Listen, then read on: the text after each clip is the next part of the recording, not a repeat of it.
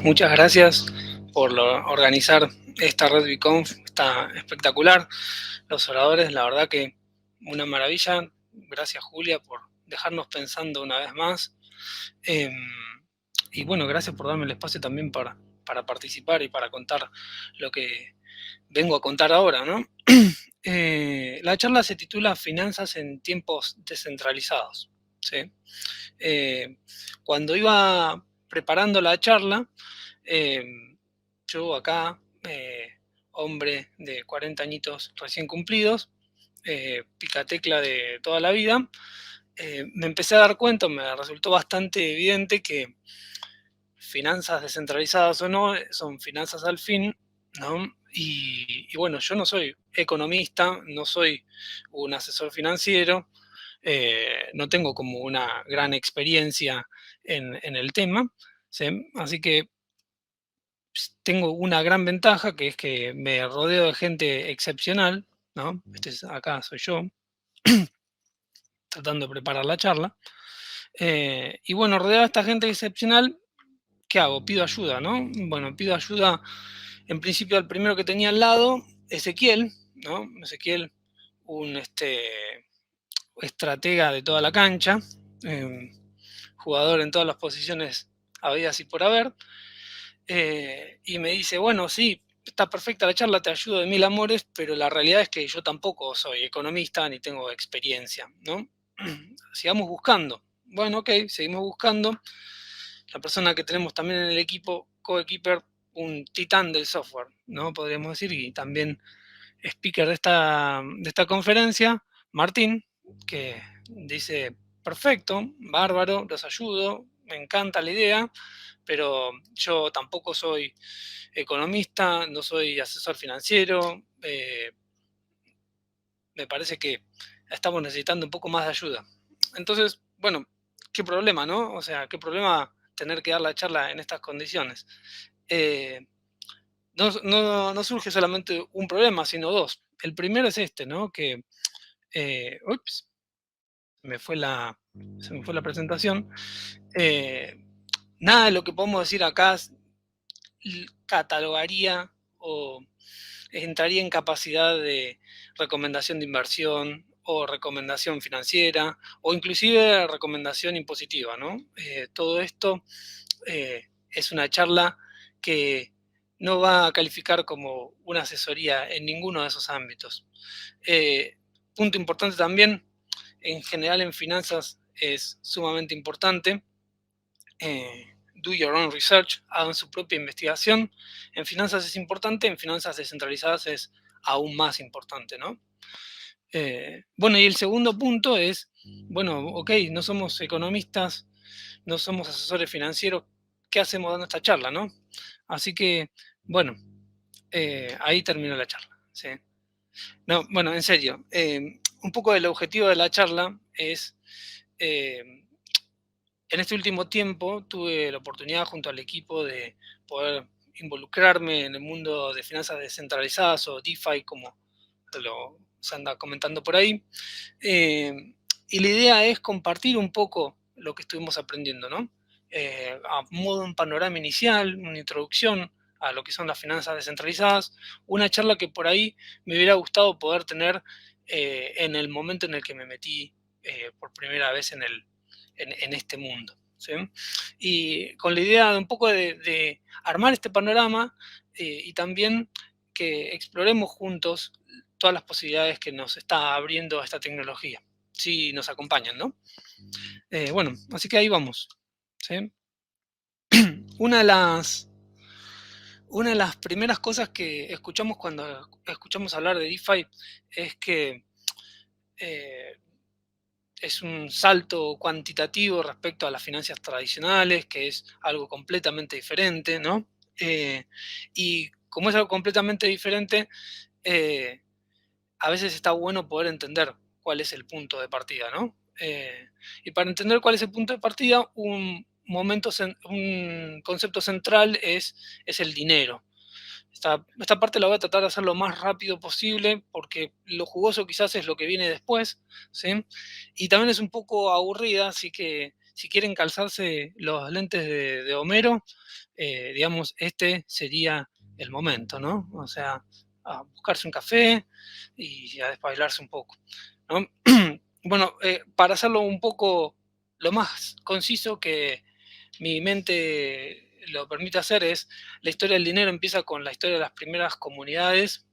La hipótesis un poco es que a medida que las comunidades se van organizando, surge la especialización en las actividades que van haciendo. Por ejemplo, no sé, alguna comunidad es especialmente buena en la cría de ganado, otra es especialmente buena en el cultivo de trigo, quizás a lo mejor tiene mejores condiciones climáticas para esa actividad. Y bueno, con esa especialización empiezan a aparecer los excedentes, ¿no? A partir del encuentro de comunidades que tienen distintos excedentes, aparece el intercambio, ¿no? El intercambio en forma de trueque, cambia una cosa por la otra. El economista que nos explicaba esto nos decía también que en ese momento, puntualmente, ese intercambio, ese trade, eh, es el único momento en la actividad económica en la que se produce, se crea valor, ¿sí? Cuando se intercambian dos cosas, dos bienes o servicios que tienen distintos valores relativos, ¿sí? Obviamente el trueque tiene algunos problemas importantes. Uno es que hay elementos que para trocar que son poco divisibles, por ejemplo, una vaca viva no se puede subdividir. También hay que hacer coincidir preferencias. El que tiene una vaca y quiere trigo necesita una persona que quiere una vaca y que tenga trigo, ¿no? Para poder hacer el intercambio. eh, si alguna vez estuvieron participando hace años ya en los clubes del trueque, eso se lo van a poder acordar tranquilamente. Y bueno, también hay problemas con intertemporalidad, o sea, por ejemplo, una persona que hace abrigos, vende abrigos una sola vez en una temporada al año y necesita comida durante todo el año, ¿no? Entonces, para, digamos, sobreponerse a todos estos inconvenientes, surgen símbolos que representan valor de una forma con un consenso generalizado que sirva para hacer intercambios intermedios. Al principio se usan piedritas, minerales y cosas así de ese estilo que la gente tenía a mano como para eh, trabajarlo como símbolos. Hay un señor austríaco, Menger, que escribe un libro, El origen del dinero, que es muy conocido. Ya me estoy pareciendo un poco al Peluca Milei cuando digo esto, que dice que eh, el, el dinero, los símbolos se, que sobreviven en el tiempo, tienen tres funciones principales, que son unidad de cuenta, ¿no? Que es decir, que los precios de los bienes se expresan en esa unidad, eh, que es medio de pago, es decir, que sirve para realizar los intercambios, y también que es reserva de valor, es decir, que su valor se va eh, persistiendo en el tiempo, más o menos, ¿sí? Tiene otras cualidades también el dinero, ¿sí? Bueno, más adelante en el tiempo, de los minerales pasamos al oro, del oro pasamos a las monedas, etcétera, etcétera, y como por la época del Renacimiento aparece creo que es un fraile que se llama Luca Pacioli. Si hay algún contador por ahí va a estar emocionado de escuchar el nombre, que inventa o redescubre la contabilidad de partida doble, ¿no? Y ahí empieza a tomar como mucha relevancia el libro contable, la contabilidad moderna, en lo que hoy vamos a llamar como ledger, ¿sí? Que en este caso es refrendado por una autoridad, o digamos el príncipe, el rey, el monarca del lugar, ¿no? Era sumamente importante tener libros contables bien armados. Un poco más adelante aparecen los billetes.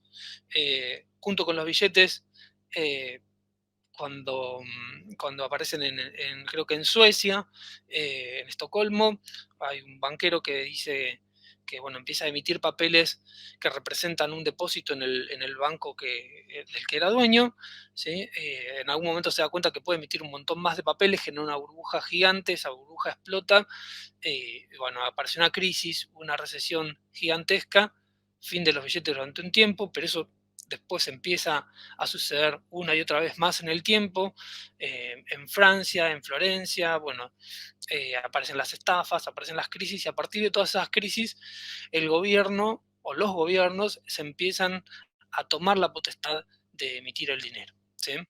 Eh, y durante un tiempo todo funciona de esa manera, ¿no? O sea, los gobiernos tienen una serie de reservas y emiten dinero eh, contra esas reservas.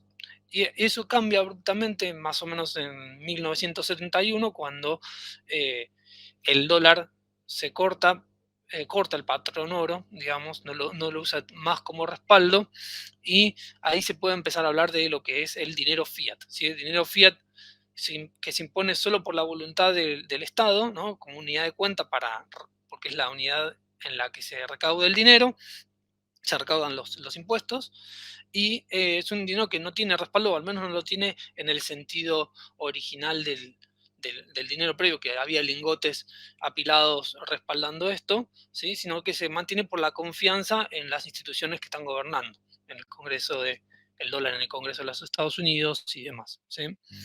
En las finanzas modernas, ¿no? El dinero se crea a través de la actividad bancaria, lo crean los bancos, estrictamente hablando, a través de actividad de préstamos y depósitos.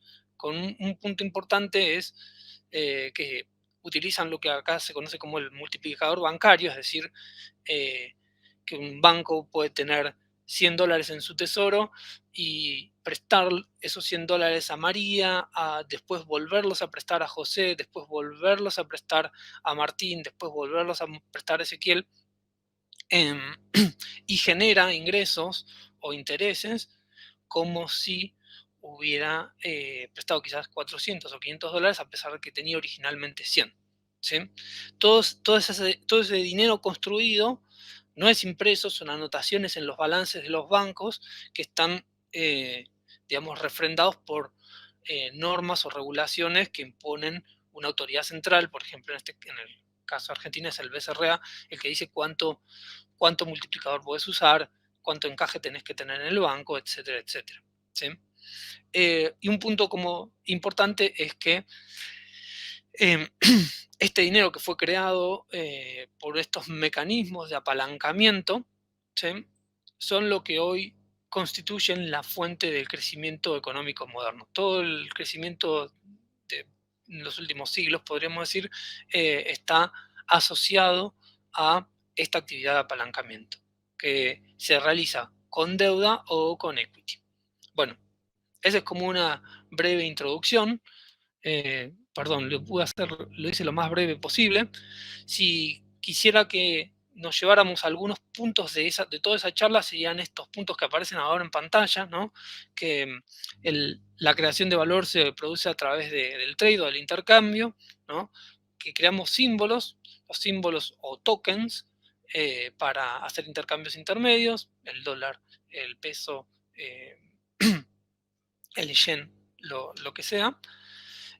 Esos símbolos son impuestos por una autoridad central, que los utiliza en comunidad de cuenta para recaudar impuestos. em, y, perdón, el dinero que se crea a través de las actividades de apalancamiento que realizan los bancos con préstamos y con depósitos, ¿sí? Estos préstamos y estos depósitos también están regulados por una autoridad central. Eh, bueno, como ven acá, estamos hablando varias veces de autoridades, de autoridades centrales, autoridades bancarias, autoridades impositivas, ¿sí? Eh,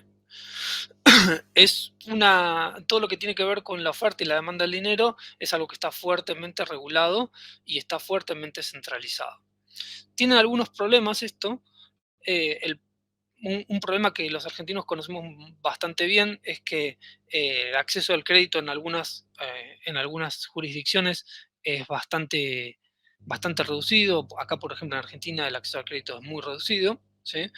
Otros problemas son que a veces la gente que regula estos sistemas no necesariamente tiene los mismos objetivos que la mayoría de la población. Entonces, por ejemplo, surgen problemas con monedas que son un poco más inestables y que quizás tienen problemas parecidos a la inflación, cosas que nosotros también algo de eso conocemos. Y en esos problemas surge también una oportunidad, ¿no? Eh, una oportunidad que toma una persona, un grupo de personas que se llama, bajo el nombre de Satoshi Nakamoto, que hacen un tremendo despelote, para resumirlo en palabras francesas, ¿no? Esta gente lo que hace es que utiliza mecanismos tecnológicos conocidos, los combina y arma una plataforma, ¿sí? Sí, un sistema de pagos completamente descentralizado, completamente distribuido, que eh, como es completamente distribuido, no tiene ninguna entidad que centralice las reglas, el funcionamiento, la propiedad de, de estos tokens, ¿sí? Consta de una blockchain que es, podríamos decir, que es como una base de datos distribuida y descentralizada, que tiene una serie de algoritmos para alcanzar ese consenso entre las distintas partes. En este caso, el de Bitcoin es Proof of Work. Y esa base de datos en suma, podríamos pensar que es un ledger como el ledger que había inventado Luca Pacioli hace muchos años atrás, ¿sí? Esto en sí es una revolución. Nunca antes en la historia de la humanidad previamente se había tenido este avance, ¿no? Este avance en el cual se pudiera hablar de dinero, en el cual no hubiera ninguna entidad que regulara o que controlara la oferta y la demanda de dinero, ¿sí? Em, bueno, tiene otras características más. El Bitcoin, por ejemplo, tiene una emisión limitada, o sea, hay un número máximo de Bitcoins que van a existir en el sistema. Es transparente, todas las personas que quieran pueden conectarse a la red y ver cómo fueron pasando las transacciones a lo largo del tiempo. También tiene la desventaja que es un poco lento en el tiempo para verificar una transacción. Pero bueno, esta fue como la primera generación, ¿no? La primera iteración. Atrás de eso surge lo que sería la siguiente iteración, la segunda generación. Vitalik Buterin es el que comanda, el capitán del barco en este caso. em, y bueno, si podemos llamarlo algo, es si la blockchain, si en el caso de Bitcoin la blockchain era como un almacenamiento con una base de datos distribuida, la plataforma que arma Vitalik, que se llama Ethereum, es como una computadora mundial, ¿no? Una plataforma que tiene el almacenamiento, o sea, la blockchain, también tiene procesamiento, tiene memoria distribuida. En el procesamiento aparece una cosa súper importante que son los contratos inteligentes o los smart contracts, que son en suma acuerdos entre partes, ¿sí? Que están plasmados en código, así como como un contrato es un acuerdo entre partes. En este caso son pedacitos de código o programas que reflejan las reglas de ese acuerdo, ¿sí? Son autónomos y funcionan de una manera completamente independiente de, de cualquier entidad también que los vuelva a centralizar. Este, estos smart contracts son los que van a generar la revolución, digamos, DeFi que existe hoy en día. Em, Se pueden componer entre varios smart contracts con otros elementos que corren por fuera de la red, que dan nacimiento a aplicaciones realmente distribuidas o dApps, como lo llaman ahí los chicos que están en DeFi todo el tiempo. ¿Sí? Bueno, la red esta va evolucionando a lo largo del tiempo. Se le fueron incorporando un montón de funcionalidades, si se quiere. Acá hay algunas, hay una lista de algunas, quizás las dos más importantes son la RC20, ERC20. em, Esta es la que permite, o digamos, estandariza el, el tratamiento de nuevos símbolos. ¿Sí? Recuerdan que antes habíamos hablado de símbolos. Bueno, los símbolos aparecen en Ethereum de esta manera. Podemos poner múltiples monedas, coins y demás. Aparecen eh, monedas que representan ciertas facetas de valor, digamos. Em, y también, así como aparecen monedas que digamos, representan valores digitales, empiezan a aparecer otras monedas, si se les da el nombre de stablecoins, que están asociadas al valor de una moneda fiat que ya existe en el mundo. Por ejemplo, hay varios stablecoins que siguen el precio del dólar y tratan de mantenerse con el mismo valor, ¿no? Eh, Sobre este punto vamos a volver más adelante. ¿Sí? Bueno, como les decía anteriormente, y les muestro la pierna de Ezequiel después del accidente, para que la tengan presente. Esto produce un quiebre rotundo en el ecosistema. Empiezan con los smart contracts, empieza a aparecer el concepto de DeFi como tal, ¿no? Antes de eso no existía. ¿Sí? Em, en este mundo DeFi, apalancados en smart contracts, surgen funciones que típicamente nosotros asociaríamos o nos imaginaríamos que tienen los bancos, ¿no? Son funciones de, de- de pagos, de depósitos, de préstamos y demás que uno típicamente tendría que pasar a una oficina de un banco y someterse a la autoridad de del sistema, digamos, monetario existente, ¿no? Vamos a verlas una a una y voy a tratar de acelerar un poquito porque estamos medio limitados de tiempo.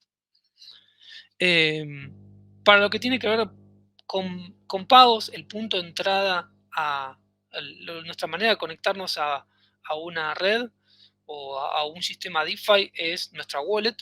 Eh, Puse una captura de MetaMask, que es por lejos la más utilizada. Se utilizan para hacer transacciones, pero también para interactuar con contratos inteligentes, para hacer intercambios, hacer préstamos, hacer todo tipo de operaciones. Hay de diferentes tipos y colores. Van a escuchar que se habla de temperatura, hot, cold, warm, que tiene un poco que ver con qué tan conectado con el resto del mundo está esa billetera. ¿Sí? Em, para lo que es depósitos y préstamos, acá les muestro una captura de un contrato, de un smart contract con una plataforma que se llama Aave, que es una de las primeras. Hay muchas, existe Compound, Maker MCD, Element. Realmente el ecosistema es muy variado.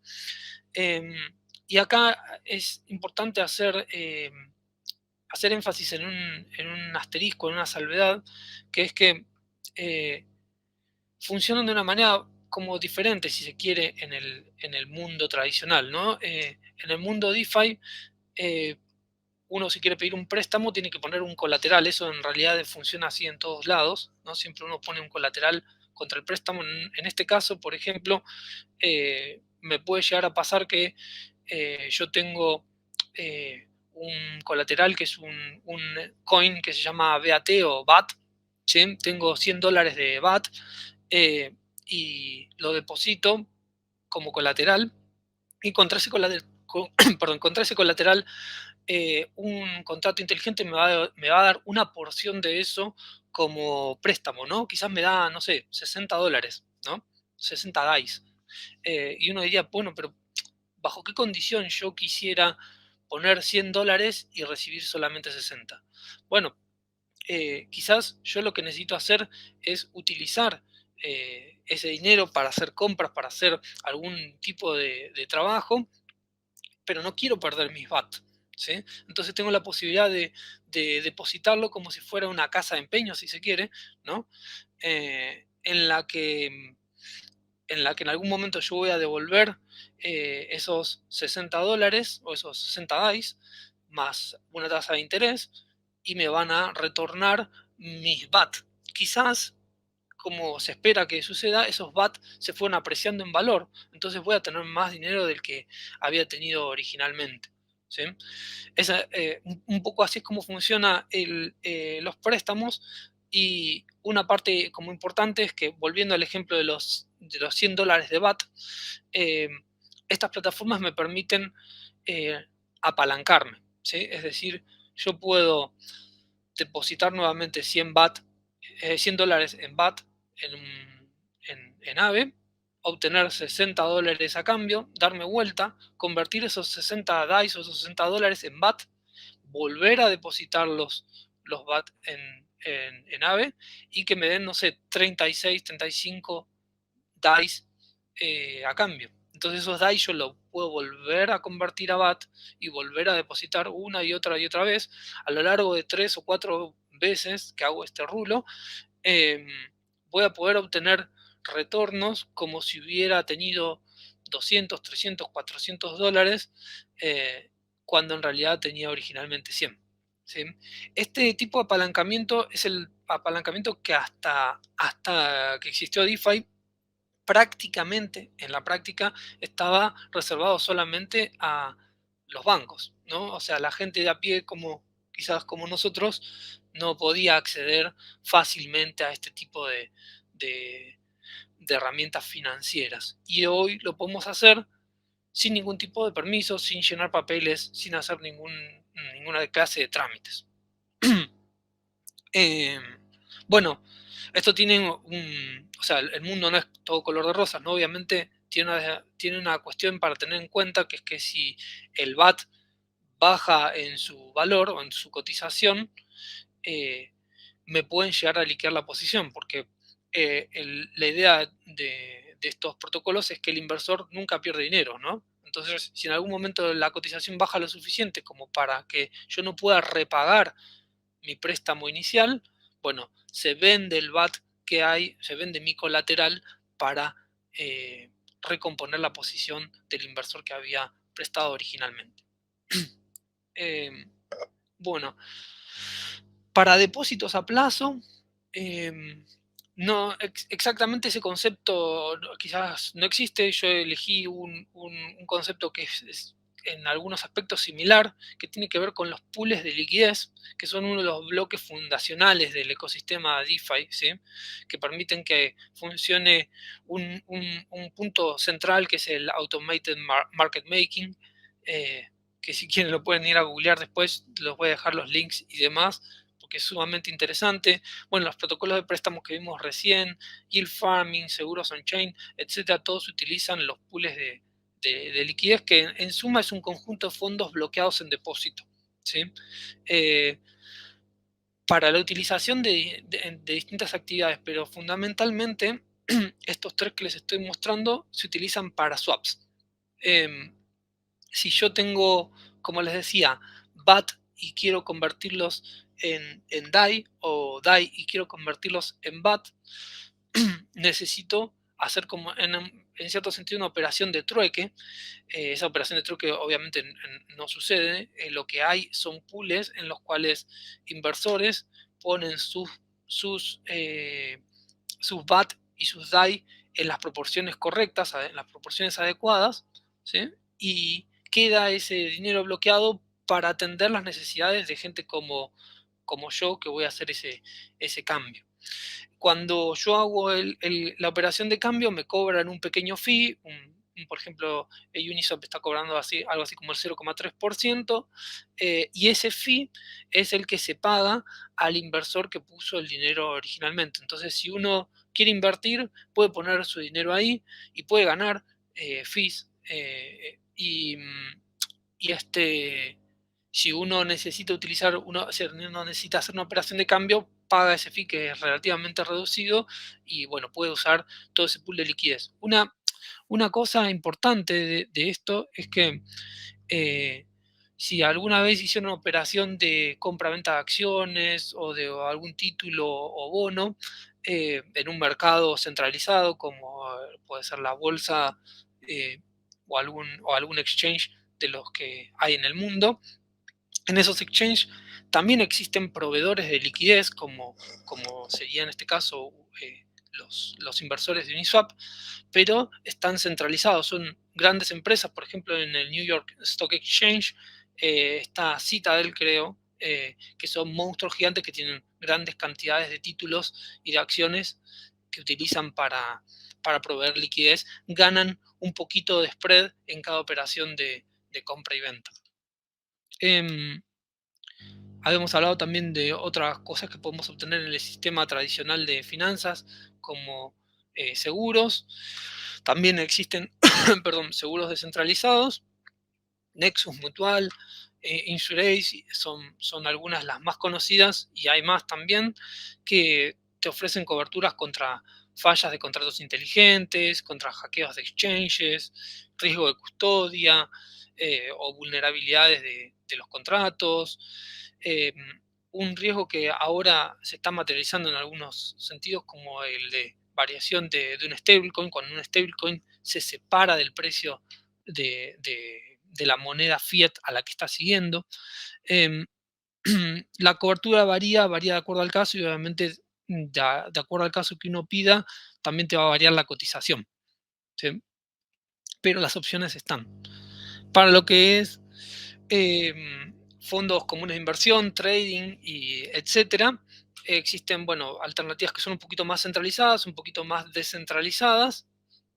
Las más centralizadas son exchanges que te permiten acceder a las redes y operar sobre las redes, pero son controlados en última instancia por una sola empresa, muchas veces con un único inversor mayoritario, como Binance y FTX. Y también hay otras alternativas que son descentralizadas, que funcionan completamente en la on-chain.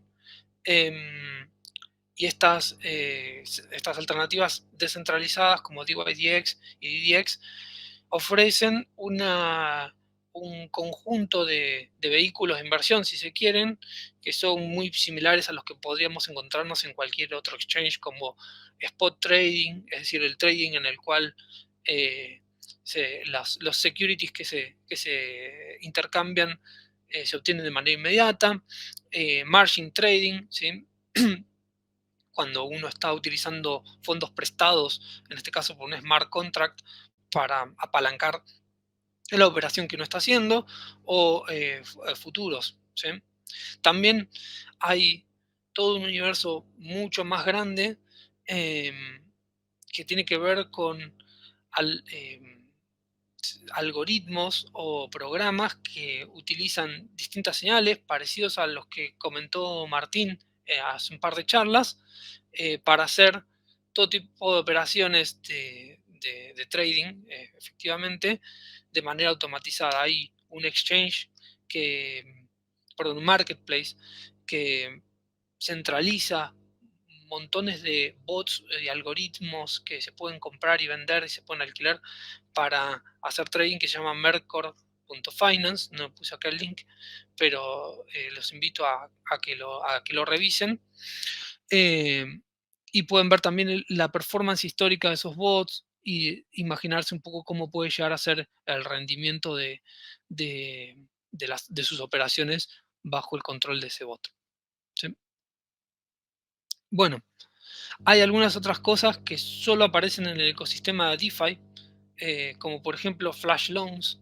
Los Flash Loans son un trabajo sumamente interesante, una alternativa sumamente interesante, que es, uno puede pedir un colateral, perdón, un préstamo sin nada de colateral, sin ningún tipo de colateral. eh, como, como las operaciones se pueden resolver de forma atómica en una sola transacción, eh, yo puedo solicitar un préstamo que que tiene un repago garantizado, ¿sí? Es decir, que yo lo puedo poner, puedo solicitar el dinero, hacer una operación que tenga una cierta ganancia y devolver el préstamo todo en una misma transacción. Entonces, la persona que me está haciendo, o el smart contract que me está dando este préstamo, no tiene riesgo, no tiene el riesgo como tendría en otro colateral, porque matemáticamente es imposible que no reciban el repago de ese préstamo. Yield farming habla de em, seleccionar o elegir distintos vehículos y irlos combinando para obtener el mejor rendimiento posible para la inversión que uno está haciendo. Muchos de estos protocolos también que les mencionaba anteriormente, de estos smart contracts, de estas dApps, ofrecen recompensas y distintos incentivos para que uno mantenga los fondos en ese protocolo y para fomentar la utilización de ese protocolo. Eh, Así que ofrecen rewards que uno las puede capturar. Muchas veces son tokens que se pueden comercializar o inclusive depositar y obtener rendimientos adicionales. Em, y otra cosa también interesante que aparece en DeFi es que también muchos de estos protocolos ofrecen tokens de gobierno, es decir, participación, una forma de que nosotros compremos o adquiramos o de alguna manera obtengamos un voto participativo en, en la operación, en el funcionamiento del protocolo. Por ejemplo, si un protocolo va a subir una tasa o la va a bajar, eh, esas decisiones salen a votación y nosotros, si tenemos los tokens, podemos votar en ese momento, ¿sí? Eh, para no hacerla más larga, voy a decir un poquito más adelante, pareciera, por lo que vemos, que comparado con las finanzas tradicionales, en DeFi tenemos todo lo que nos ofrecen las finanzas tradicionales e inclusive mucho más, nos da mucho más poder a nosotros, así que sería como un mundo ideal, ¿no? O sea, sin autoridades centralizadas, sin banqueros, sin reguladores. Nos faltaría sin abogados y lo haríamos completa. Y la pregunta en este caso es, ¿será tan así? ¿No? Bueno, después de meter un poquito los dedos en el barro, esta foto quizás no parece tan así y empieza a parecerse un poco más a esto, ¿no? Un lejano oeste en el cual hay muchas sorpresas, si se quiere, en la exploración. ¿Sí? ¿Qué sorpresas, qué oportunidades de mejora, entre comillas, podemos llegar a obtener o podemos llegar a ver? Bueno, en principio es un ecosistema que es bastante difícil de entender, ¿no? Hay muchos conceptos nuevos, muchas cosas que funcionan de una manera bastante diferente a las finanzas tradicionales. Eh, es un ecosistema súper complejo, hay muchos actores, en muchas situaciones nos podemos encontrar a múltiples actores que ofrecen lo mismo con variaciones muy, muy sutiles que hay que ir hasta el fondo para poder llegar a entenderlas. Eh, y para colmo, hay un apalancamiento muy grande eh, en todo el sistema. La gente que está eh, participando tiene ganas efectivamente de aprovechar la posibilidad de apalancarse, que antes quizás no estaba tan abierta, y bueno, efectivamente la están usando, ¿no? Eso de por sí no es ni malo ni bueno, pero si lo sumamos a la gran volatilidad que tienen las criptomonedas, muchas de las criptomonedas que existen hoy en día, bueno, se hace una combinación bastante explosiva. Eh, la madurez, o mejor dicho, quizás la inmadurez de algunos protocolos, hay algunas cosas que salieron como pruebas de concepto y fueron evolucionando sobre la marcha.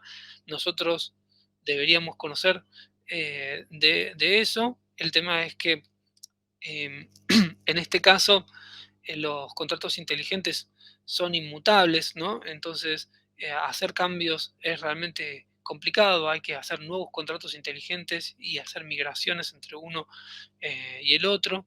A medida que va pasando el tiempo te va quedando la historia, ¿no? Versión 3, versión 2, versión 1. A veces la gente se confunde y va a la versión 2 cuando tendría que ir a la versión 3, etcétera. Em, hay fraude, hay estafas, hay hackeos, hay abusos del sistema. No es para meter miedo, pero digamos, creo que hay una regla que la cautela debería ser directamente proporcional al entusiasmo que nos genera una tecnología, ¿no? Y bueno, también estamos hablando un poco de Ethereum ahora y de Bitcoin también, pero de Ethereum principalmente. Es algo que es bastante ineficiente, ¿no? Eh, Solo procesa una cantidad de transacciones bastante limitada por unidad de tiempo. Es muy costoso en cuanto a energía.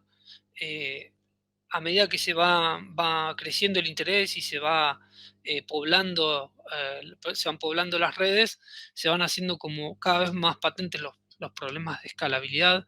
Las transacciones que antes quizás costaban centavos, hoy en día cuestan mucho más. Un amigo me decía, mira, gané 200 $200 en este protocolo, estoy súper feliz, pero para sacarlo me cobran $50 la transacción. eh, y bueno, como que no tiene tanto sentido, inclusive en los momentos más económicos. Bueno, y todas estas, digamos, limitaciones, si se quiere, también pueden verse como oportunidades y obviamente la gente de la comunidad la ve de esa manera, ¿no? Perdón, acá incluí hoy una, un slide más. Eh, en estos días, ayer o anteayer creo, eh, una de las criptomonedas que es stablecoin y que va siguiendo al dólar, que se llama UST, sufrió una serie de inconvenientes y traspiés y perdió el seguimiento al dólar. Antes valía exactamente $1 UST.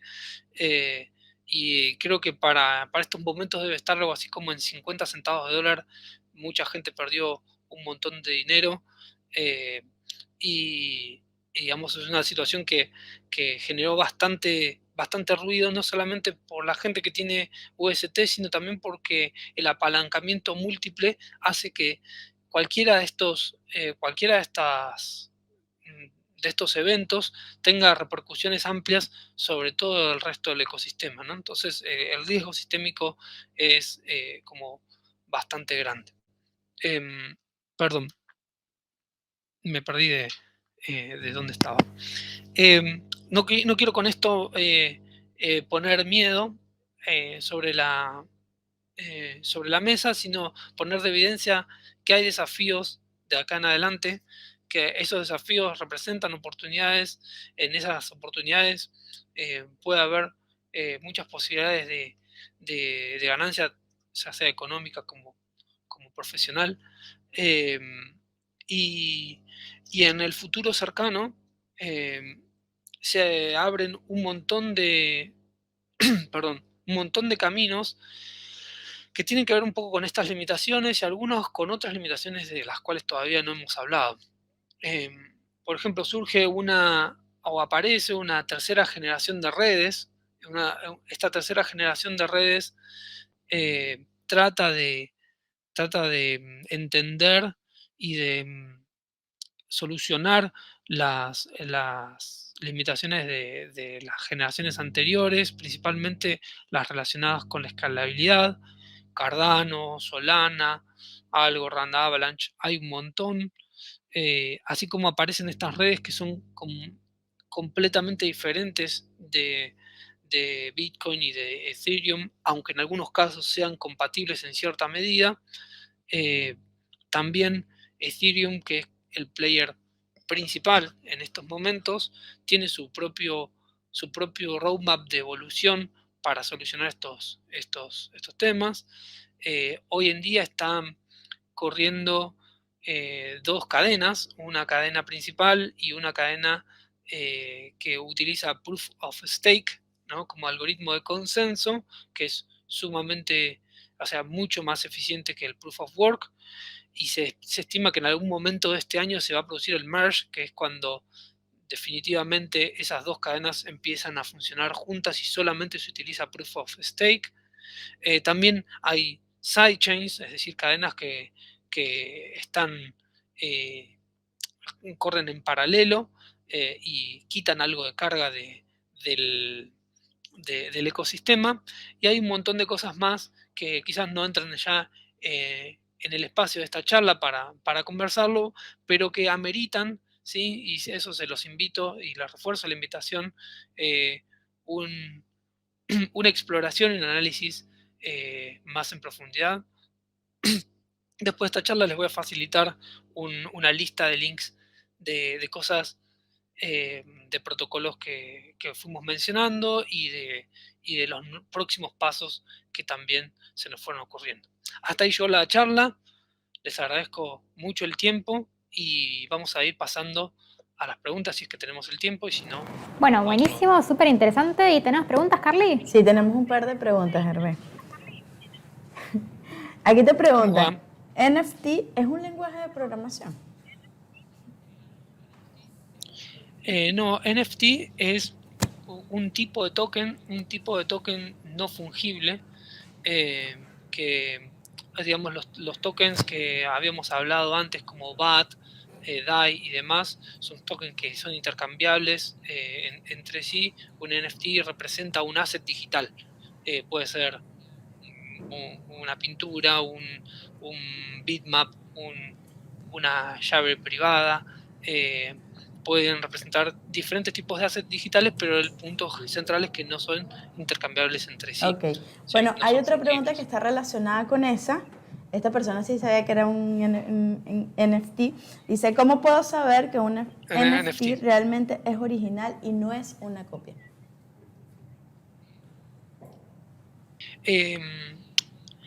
Bueno, ahí hay una cosa que está buena mencionarla en el caso de los NFTs. Una cosa es el NFT como asset en la cadena y otra cosa es el NFT como el asset digital en sí. El asset digital en sí es copiable, es reproducible. Yo le puedo copiar la información de una imagen y reproducirla millones de veces sin ningún tipo de costo. El NFT es la representación de ese asset en la cadena, y esa representación, como la cadena es completamente transparente, puedo ver desde el momento que se mintió ese asset por todos los lugares en los que fue pasando hasta la actualidad. Vale, gracias, Hervé. ¿Sí? Aquí hay otra pregunta. ¿Qué variables se toman en cuenta dentro de una blockchain para estimar cuánto me va a costar el feed de una transacción?